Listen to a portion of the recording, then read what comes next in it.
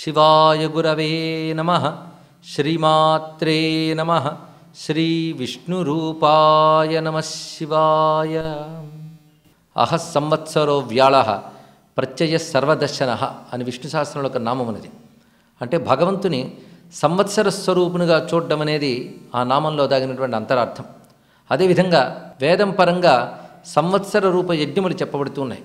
అంటే వివిధ ఋతువుల్లో చేసే యజ్ఞములు మొత్తం అన్నీ కలుపుకుంటే సంవత్సర కాల యజ్ఞములుగా ప్రస్తావన చేశారు. ఈ సంవత్సరం అనే మాట చాలా విశేషమైనది. కాలంలో ఋతువుకి మార్పు కనబడుతుంటుంది. అన్ని మార్పులతో కూడిన ఋతువులన్నీ కలిపి ఒక సంవత్సరం అని చెప్పబడుతుంది. అయితే ఈ సంవత్సరం ప్రతి ఏడాది ఆవృతం అవుతూ ఉంటుంది కనుక కాలం మనకు అనుకూలించాలి అంటే సంవత్సర కాలంలోనే శుభాకాంక్షలు చెప్పుకోవడం, భగవద్ అనుగ్రహం పొందడం అనే ప్రక్రియ మనకి కనిపిస్తుంటుంది. ప్రపంచం మొత్తం మీద వారి లెక్కల ప్రకారం వారి సంవత్సరం వారు శుభం జరగాలని కోరుకోవడం మనం చూస్తుంటాం. అంటే ఈ సంవత్సరం మనకు క్షేమంగా ఉండాలి అనుకోవడం ఒక మానవ స్వభావం. ఇటువంటి మానవ స్వభావాన్ని దైవ ప్రభావంగా తీసుకువచ్చి ఒక సంప్రదాయంగా ఏర్పరిచిన వారు మాత్రం మన భారతీయ మహర్షులు. శివానస్సంతు వార్షికీ అనేటువంటి మంత్రం వేదంలో కనబడుతుంది. అంటే వార్షికి అంటే సంవత్సరంలో వచ్చేటువంటి ఫలాలన్నీ కూడా మనకి శివముగా ఉండుగాక, అంటే శుభాన్ని కలిగించుగాక అని ఆకాంక్షని చెప్పారు. అంటే సంవత్సరం బాగుండాలనే శుభాకాంక్ష. ఇంకో భాషలో చెప్పాలంటే మొట్టమొదటి గ్రీటింగ్ తెలియజేసింది వేద ఋషి. అందుకు సంవత్సరం మనకు క్షేమంగా ఉండాలని ఆకాంక్ష. అయితే సంవత్సరం అనే మాట కూడా చాలా విశేషంగా ఉన్నది. దీనికి వర్షము అని పేరు, సంవత్సరం అనే మరొక పేరు, వత్సరం అని కూడా పేరున్నది. అయితే వత్సరము సంవత్సరం అనే మాటకి అన్నీ కలిసి దేనియందు బాగా ఉంటాయో దానికి సంవత్సరము అని అర్థం. అంటే ఒక ఋతువుల్లో వచ్చే మార్పులన్నీ కూడా ఏ కాలంలో సంపూర్ణంగా ఉంటాయో దాన్ని సంవత్సరం అనాలి. అలాగే ఎండ, చలి, వాన ఇవన్నీ కలిపినటువంటి ఋతువులన్నీ ఏ కాలమందు సమగ్రంగా గోచరిస్తున్నాయో ఆ 3 ఋతువుల కాలాన్ని లేదా 3 కాల వ్యవధిని మన సంవత్సరం అంటాం. 3 కాలాలే 6 ఋతువులుగా మనకి కనబడుతున్నాయి. ఈ 6 ఋతువులతో కూడినటువంటి సంవత్సర రూపమైనటువంటి స్వరూపాన్ని సంవత్సరాగ్ని పేరుతో అద్భుతమైనటువంటి దైవీ దర్శనం చేశారు వేద ఋషులు. అలా ప్రతి సంవత్సరంలో కూడాను చాంద్రమాన ప్రకారంగానైనా, బార్హస్పత్యమానం ప్రకారంగానైనా లేదా సౌరమానం ప్రకారంగానైనా కాలగణన చేయడం భారతదేశంలో కనబడుతున్న ప్రధానమైన అంశం. ఇందులో విశేషించి మనందరం తెలుగువారు, అదేవిధంగా మహారాష్ట్ర వారు, కర్ణాటక వారు ఇలా కొంతమంది చాంద్రమానాన్ని అనుసరిస్తారు. చాంద్రమానాన్ని అనుసరించి ఇప్పుడు నూతన సంవత్సరం ప్రారంభమవుతున్నది. ఇది చైత్రమాసం శుక్లపక్షం ప్రతిపత్తిథి అంటే ఉగాది అని చెప్పబడుతున్నది. ఇక్కడి నుంచి సంవత్సర గణన ప్రారంభమవుతుంది. ఇది చాంద్రమానం. ఒక్క నెల వ్యవధిలోనే మళ్ళీ సౌరమానం రావడం జరుగుతూ ఉంటుంది. ఈ సౌరమానం ప్రకారంగా ఇంచుమించు చాంద్రమాన ప్రకారం ఏ సంవత్సరాలు ఉన్నాయో అవే చెప్పబడుతుంటాయి కనుక వీటి మధ్య పెద్ద భేదాలు లేవు. ఈ ఉగాదికి ఒక విశేషమైనటువంటి ప్రాకృతిక స్వాభావిక లక్షణం కూడా కనబడుతూ ఉంటుంది. ఉగాది వసంతంతో ప్రారంభమవుతుంది. అదేవిధంగా సంవత్సరం శిశిరంతో ముగుస్తున్నది. అంటే ఒక సంవత్సరం వసంతంతో ప్రారంభమై శిశిరంతో ముగియడం అనేటువంటిది ఒక చక్కని ఔచితీయవంతమైనటువంటి లక్షణం. అంటే ప్రకృతిని అనుసరించి మనం సంవత్సర గణన పెట్టుకున్నామే తప్ప ఏదో కొందరు వ్యక్తులు వాళ్ళ పుట్టుకలు వాటి ఆధారంగా మనం సంవత్సర గణన పెట్టుకోలేదు. ప్రకృతిలోని జ్యోతిర్మండలంలోని వచ్చిన మార్పులను అనుసరించి మనం సంవత్సర గణన చేస్తూ ఉంటాం. చంద్రుడు చిత్తా నక్షత్రంలోకి పూర్ణిమతో ప్రవేశించే సమయం ఏదైతే ఉన్నదో అది చైత్రమాసం అని చెప్పబడుతుంటుంది. ఇలా పాల్గొన మాసం వరకు కలుపుకొని మొత్తం 12 మాసములు 6 ఋతువులు మన సంవత్సరం చేస్తూ ఉంటాం. అయితే ఒక చెట్టుకి తొలి దశ చిగురింత, చివరి దశ ఆకురాలడం. సంవత్సరంలో మనం పరిశీలించినప్పటికి కూడా తొలి దశ చిగురింతతోనే ఈ సంవత్సరం ప్రారంభమవుతుంది. ఆకురాలే శిశిరంతోనే సంవత్సరం పూర్తవుతుంది. అంటే ప్రకృతిలో కలిగేటువంటి ఒక మార్పును అనుసరించి మనం కాలగణనం చేసుకున్నామంటే ఇందులో ఒక విశ్వజనీయమైన లక్షణం కనబడుతున్నది. ఏ మతం వాళ్ళైనా, ఏ కులం వారైనా సరే ఔచితీయవంతమైన సంవత్సరం ఇదేనని అంగీకరించక తప్పదు. అటువంటి క్రమం ఉన్నది. అదేవిధంగా చంద్రుడు చిత్తా నక్షత్రంలోకి ప్రవేశించడం, వసంత ఋతువుతో ప్రారంభం కావడం మరొక విశేషం. వసంత ఋతువు చైత్ర వైశాఖములు మధు, మాధవ అనే మాసములుగా పేర్లు వేదాల్లో వ్యవహారం ఉన్నది. దాని ప్రకారంగా వసంత ఋతువు. ఈ వసంత ఋతువు సంవత్సరానికి తొలి ఋతువు. ఈ వసంత ఋతువుకి ఆరంభం పాడ్యము గనుక వసంత ఋతు ఆరంభ దివసంగా దీనికి ప్రత్యేకమైనటువంటి గౌరవం ఉన్నది. ఇక్కడ సంవత్సరానికి ఆరంభం ఎంతో వసంత ఋతువుకి ఆరంభం అంత. ఇంకొక విశేషం, భారతీయ సంస్కృతిలో నవరాత్రులకు ప్రత్యేకత ఉంటుంది. అంటే 9 రాత్రులకి ఒక పరిపూర్ణ స్థితి ఉంటుంది. 9 అంటేనే పూర్ణ సంఖ్య.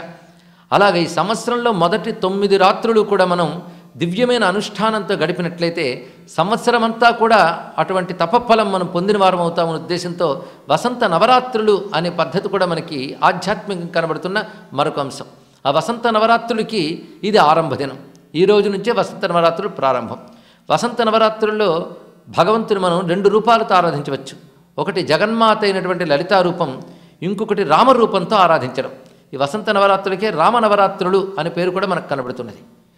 పూర్వకాల పురాణాల ప్రకారం, శివపురాణం మొదలైన వాటి ప్రకారంగా చైత్రమాసంలో వచ్చేటువంటి శుద్ధ నవమి నాడు మృగశిర నక్షత్రంతో జగన్మాత పార్వతీదేవి ఉద్భవించింది అని చెప్తున్నారు. అందుకు జగన్మాత నవమి నాడు ఉద్భవించింది కనుక దానికి ముందున్నటువంటి 8 రోజులు కూడా కలుపుకొని మొత్తం 9 రాత్రులు కూడా భవానీ గౌరీదేవి ఆరాధన చేయాలి అని చెప్తారు. ఈ 9 రోజుల్లో వివిధములైన తిథుల్లో ఒక్కొక్క తిథికి ఒక్కొక్క ప్రత్యేకత ఉన్నది. అదొక వైశిష్ట్యం. ఇక్కడ ఈ వసంత నవరాత్రుల్లో వచ్చే చవితి గణపతికి అత్యంత ప్రీతిపాత్రం. అదేవిధంగా షష్ఠి సుబ్రహ్మణ్యునికి ప్రీతి. ఇక పాడ్యమి అగ్నిదేవునికి ప్రీతి అని చెప్తారు. విధినాడు కూడా గౌరీ శంకరులను ఆరాధించాలి అని విశేషంగా చెప్తూ తృతీయ తిథికి ఒక ప్రత్యేకత ఉన్నది. ఇక్కడ చైత్రమాసంలో వసంత నవరాత్రుల్లో వచ్చేటువంటి శుక్లపక్ష తృతీయ అది డోలోత్సవము అని చేస్తారు. ఏ దేవతనైనా మన ఇష్టదేవతని ఆరాధించినప్పుడు ఉయ్యాలలో ఆ దేవతామూర్తిని భావిస్తూ ఆరాధన చేయడం అనేది డోలోత్సవంలో ప్రధానంగా కనబడుతుంది. ఇప్పటికీ ఒరిస్సా మొదలైన ప్రాంతాల్లో డోలోత్సవం పెద్ద ఎత్తున చేస్తుంటారు. ఇది కృష్ణునికి, రామునికి, శివపార్వతులకు కూడా డోలోత్సవం చేయడం అనేది విధానం కనబడుతున్నది. దీన్ని మనం ఊయల సేవ అని వ్యవహరిస్తూ ఉంటాం. మరొక ప్రత్యేక అంశం ఏంటంటే ఈ నవరాత్రులు అటు అమ్మవారిని ఇటు రాముణ్ణి ఆరాధించినప్పుడు రామ శబ్దానికి అందమైన వాడు అని అర్థం, లలితా శబ్దానికి కూడా అందమైనది అని అర్థం, వసంతకు కూడా అందమైన ఋతువే కనుక అందమైనటువంటి ఋతువున అందమైనటువంటి దేవతలను ఆరాధిస్తున్నాం మనం ఇక్కడ. ఇంకో ప్రత్యేకత, అందము అంటే ఆనందం కలిగించడమే అందం. అలాంటి ఆనందకారకుడు రామచంద్రమూర్తి. రామ శబ్దానికి ఆనందకారకుడు అని ఒక అర్థం. అదేవిధంగా అందమైనవాడు, రమణీయత్వాత్ రామ గనక అందమైనవాడు అని ఒక అర్థం. అదేవిధంగా రామం అనే శబ్దానికి అభిరామం, సుందరం అని అర్థం. అందుకే సుందరమైనవాడు, ఆనందకారకుడు రాముడు. లలితా శబ్దం కూడా సుందర శబ్దాన్నే చెప్తున్నది. అలాగే ఋతువులన్నింటిలోకి సుందరమైన ఋతువు వసంత ఋతువే. ఈ వసంత ఋతువులో కనబడే కోయిల గానం కానీ, ప్రకృతిలో వచ్చేటువంటి అందమైన పరిణామాలు కానీ ఇవన్నీ కూడా సౌందర్యతత్వాన్ని చెప్తుంటాయి. అందుకే సౌందర్యతత్వాన్ని ఆరాధించడమే నవరాత్రుల్లో ప్రధానమైన కృత్యంగా చెప్పబడుతున్నది. పైగా ఆనందమే సౌందర్యం కనుక ఈ నవరాత్రులు భగవదారాధన చేసిన వారికి అన్ని రకాల ఆనందాలు లభిస్తాయి. ఈ ఆనందం లభించడానికై ఒక సత్కర్మలు చేయడం, ఆనందం లభించాలని శుభాకాంక్షలు పలకడం, ఈ రెండూ కూడా ఉగాది నాడు చేయవలసిన ప్రధానమైన కర్తవ్యములు. అందుకే చాలామంది ఈ రోజున ఏ విధంగా చెయ్యాలి అనే దానిపై ప్రశ్న వేస్తూ ఉంటారు. కానీ ధర్మశాస్త్రాలు స్పష్టమైన నిర్ణయాల్ని, పద్ధతులను మనకు చెప్తూనే ఉన్నాయి. ప్రధానంగా అబ్దకృత్యము లేదా అబ్దాదికృత్యము అనే పేరుతో ఈ సంవత్సరారంభం ఎలా చెయ్యాలి అనే దాన్ని చెప్పారు. బ్రాహ్మీ ముహూర్తంలో నిద్రలేవడం అనేది ఈరోజు మొదటి కర్తవ్యం. అంటే సూర్యోదయాత్పూర్వమే నిద్రలేచి తర్వాత అభ్యంగ స్నానం చేసి నూతన వస్త్రములు ధరించి ఇష్టదేవతని, గణపతిని, సరస్వతీదేవిని ఆరాధన చేసి ఆపై పంచాంగ శ్రవణం చెయ్యాలి అనే విధానాన్ని చెప్పారు. పంచాంగ శ్రవణం దైవజ్ఞుల ద్వారా చేయించడం మరీ విశేషమైన అంశం. వారికి ఆ విషయం బాగా తెలుస్తుంది కనుక విడమరిచి చెప్పగలరు. ఈ పంచాంగ శ్రవణం ఏదో ఫలితాల కోసం వినడం కాదు. పంచాంగంలో చెప్పబడ్డ కాలపురుషుని యొక్క వివిధమైన అంశాలను మనం ఒక్కసారి నమస్కరించుకుంటే కాలపురుషుడు మనకు అనుకూలిస్తాడని ఉద్దేశంతోనే పంచాంగ శ్రవణం చేయాలి. అంతేగాని భవిష్యత్తు గురించి ఈ సంవత్సరం ఎలా ఉంటుందో ఫలితాలు వినాలి అనేటువంటి కుతూహలం అది ముఖ్యం కాదు ఇక్కడ. అయితే చాలామందికి కుతూహలం ఉండడం సహజం. ఈ సంవత్సరం ఎలా ఉంటుందా అని, ఎలా ఉండాలో అలా ఉంటుంది. కానీ మనం దాని గురించి ఎక్కువ ఉత్సుకత చూపించకూడదు. పంచాంగ శ్రవణంలో చెప్పే తిథి, వార, నక్షత్ర, యోగ, కరణ అని 5 అంగములు ఉంటాయి. వాటిని ప్రతిరోజు స్మరించడం భారతీయ సంస్కృతిలో ప్రధానమైనటువంటి భాగం. ప్రతివాడు భారతదేశంలో ఉదయం పూట ఏ సత్కార్యం చేసినా సంకల్పం చెప్పుకుంటాడు. ఆ చెప్పుకున్నప్పుడు సంవత్సరం పేరు, అయనము యొక్క పేరు, మాసము యొక్క పేరు, ఋతువు యొక్క పేరు చెప్పుకుంటూ ఆ రోజు ఉన్నటువంటి శుక్లపక్షము, కృష్ణపక్షము వివరించుకుని ఆపే తిథి, వారము, నక్షత్రము వీటిని కూడా ప్రస్తావన చేయడం జరుగుతుంది. ఇలా ప్రతిరోజు పంచాంగ స్మరణ చేసేటువంటి వారు ఈరోజు మొత్తం సంవత్సర స్వరూపాన్ని తెలుసుకునే ప్రయత్నం చేయాలి. ఈ సంవత్సరం పేరేమిటి, ఈ సంవత్సరం ఏ ఏ మాసాల్లో ఏ ఏ ప్రధానమైనటువంటి అంశములు వస్తూ ఉన్నాయి, వాటికి చేయవలసిన కర్తవ్యాలు ఏమిటి, ఇలాంటివి తెలుసుకునే ప్రయత్నం చేయాలి. అదేవిధంగా సంవత్సరం ఆరంభించే ఈ రోజు యొక్క ప్రత్యేకత కూడా తెలుసుకోవాల్సిన అవసరం ఉంటుంది. అంటే ఈ రోజు యొక్క వారం ఏమిటి, తిథి ఏమిటి, నక్షత్రం ఏమిటి, యోగం ఏమిటి, కరణం ఏమిటి కూడా ఉగాది నాడు వినవలసిన ప్రధానమైన అంశం. అదే పంచాంగ శ్రవణం అంటే. అప్పుడు ఈరోజు ఏ వారం అయ్యిందో ఆ వారానికి సంబంధించిన గ్రహదేవతే మొత్తం సంవత్సరానికి రాజు అవుతాడు. కేవలం పంచాంగాలకు సూచనలు చెప్తాయి తప్ప ఫలితాలను ప్రత్యక్షం చేయలేవు. అయితే ఫలితాలు మనకు అనుకూలంగా ఉన్నా ప్రతికూలంగా ఉన్నా వాటిపై మనసు పెట్టకూడదు. మనదైన కర్తవ్య నిష్ట మనకు అవసరం. ఎప్పుడూ కూడా మానవుడు సుఖదుఖాలు కలుగుతూ ఉన్నప్పటికీ తాను విజయవంతమైన జీవితం గడపాలని అనుకుంటూ ఉంటాడు. ఆ విజయవంతమైన జీవితం గడపాలని శుభాకాంక్ష మనస్సులో వాడికి కలిగి దాని ప్రకారంగా అలాంటి ఆకాంక్షతో భగవంతుని ఆరాధన చేసినట్లయితే కాలంలో వచ్చే ప్రతికూలతలు కూడా అనుకూలతలుగా మారిపోతాయి. లేదా ప్రతికూలతలను అనుకూలంగా మలుచుకునే శక్తి కూడా భగవంతుడు ఇస్తాడు ఇక్కడ. అందుకే ఈ రోజున భగవదారాధన చాలా ప్రధానమైనటువంటి అంశంగా చెప్పబడుతున్నది. అలాగే బంధుమిత్రులతో కలిసి ఆనందంగా గడపడం. కొందరు ఒక భావన చేస్తారు, సంవత్సరం యొక్క ప్రారంభ దినం ఎలా ఉంటుందో సంవత్సరం అంతా అలాగే ఉంటుందని ఒక భావన. ఈ భావన ఒక మానవ స్వభావంగానే కాకుండా కొంతమేరకు నిజమే. కనుక ఈరోజు ఆనందంగా ఉండే ప్రయత్నం ఒకటి చేయాలి. ఆనందం కలిగించేటువంటి భగవంతుని ఆరాధించాలి. అది ధర్మబద్ధమైన జీవనం కావాలని ఆకాంక్షించాలి. మానవుడు ఎప్పుడు సుఖమయ జీవనం కావాలని కోరుకోవడం కాదు, ధర్మబద్ధంగా జీవించేటట్టు అనుగ్రహించవయ్యా అని భగవంతుని ప్రార్థించాలి. అది నిజమైన శుభాకాంక్ష అవుతుంది. ఆ శుభాకాంక్ష ఫలితంగా తప్పకుండా ధర్మాన్ని కాంక్షించేవాడికి సుఖం దానంతటిదే వస్తుంది. ఎందుకంటే ధర్మం యొక్క ఫలమే సుఖం.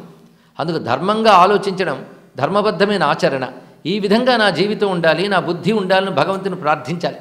దానికి అనువైన రోజు ఈరోజు. అది ఇష్టదేవతారాధన పంచాంగ శ్రవణం చేసిన తర్వాత ఈ రోజున మనం లోకానికి ఉపకారమైన పని ఏదైనా చేయాలి. ఇది నిర్ణయించుకోవాల్సిన ప్రధానమైన. ఏం చేయాలని ఆలోచిస్తే వాడికి తోస్తుంది. ఒక దాన రూపంలోనో లేదా ఒక అవసరం అయినటువంటి వాడికి హితం కలిగించడంలోనో మనం మన ద్రవ్యాన్ని, మన సమయాన్ని, మన శ్రమని సద్వినియోగం చేసుకోవాలి.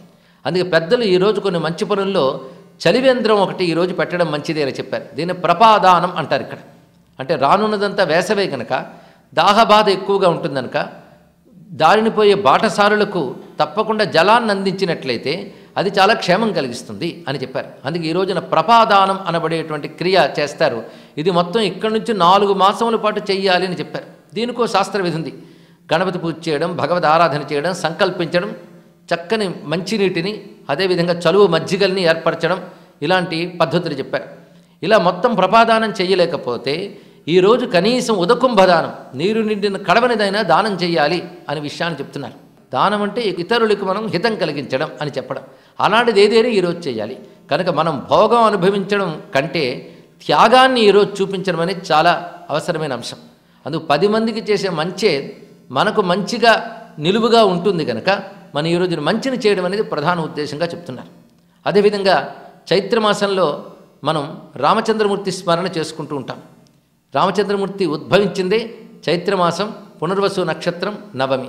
దానికి ముందు 9 రోజులు, అంటే ఇవాళ నుంచి 9 రోజుల పాటు రామ సంబంధమైనటువంటి అంశములు, అవి రామ జపం కావచ్చు, సుందరకాండో రామాయణమో పారాయణ కావచ్చు, ఇత్యాదులు చేస్తారు. నవమి నాడు రామచంద్రమూర్తి యొక్క జననోత్సవాన్ని నిర్వహించుకోవడం, అలాగే చాలా ప్రాంతాల్లో సీతారామ కళ్యాణ వైభవాన్ని జరపడం కూడా చేస్తూ ఉంటారు.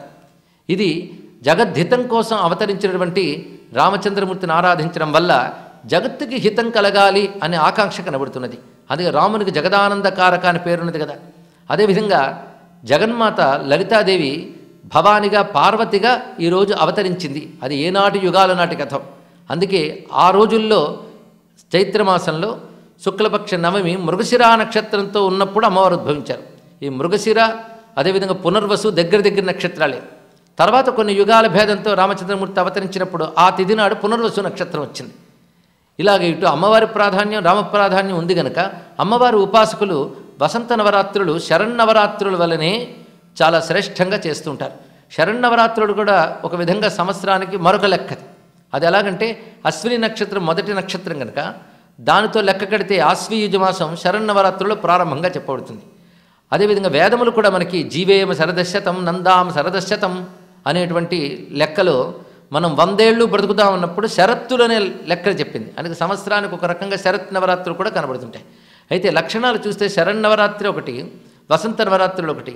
ఈ రెండూ కూడా ఇంచుమించు కాలంలో ఒకేలా ఉంటాయి. అంటే ఎక్కువ వేడిమి కానీ ఎక్కువ చలువు కానీ వానలు కానీ లేకుండా ఉండేటువంటి ఒక తేట అయినటువంటి ఋతు లక్షణం అటు వసంతానికి శరత్తుకి కూడా కనబడుతుంది.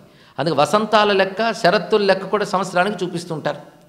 ఈ విధంగా మనం పరిశీలించి చాంద్రమాన ప్రకారంగా వచ్చేటువంటి వసంత నవరాత్రుల్లో ధర్మాన్ని గౌరవించాలి, అదేవిధంగా లోకక్షేమంకరమైనటువంటి కర్మలను గౌరవించాలి. అంతేగాని పంచాంగాలు వచ్చే ఫలాల కోసం కాదు, మనదైన సంకల్పం ఎలా ఉంది, మనదైన ప్రయత్నం ఎలా ఉంది, ఇది మాత్రం తెలుసుకోవాలి. మన సంకల్పం ప్రయత్నం బలంగా ఉంటే తప్పకుండా ఫలాలన్నీ సత్ఫలాలే అవుతాయి. అయితే ఏ ఫలాలు రాసుంటే అదే వచ్చేయి అనే కాడికి ఈ రోజును విశేషించి పూజ ఎందుకు చేయడం అంటే, ఫలాలు ఎలా ఉన్నప్పటికీ అది మనకు అనవసరం. మనం చేయవలసిన కర్తవ్యం మనం చేయాలి. అందుకే ఈ రోజున మనం పంచాంగ శ్రవణంలో ఫలాల దృష్టి కాకుండా సంవత్సర స్వరూప దృష్టి కలిగి ఉండాలి. ఇక్కడ ఈ సంవత్సరం యొక్క విశేషాలను తెలుసుకుంటూ కర్తవ్యాలు ముందు గ్రహించాలి. అందున ప్రధానంగా వసంత ఋతువుని సత్పురుషులతో పోల్చారు మహాత్ములు.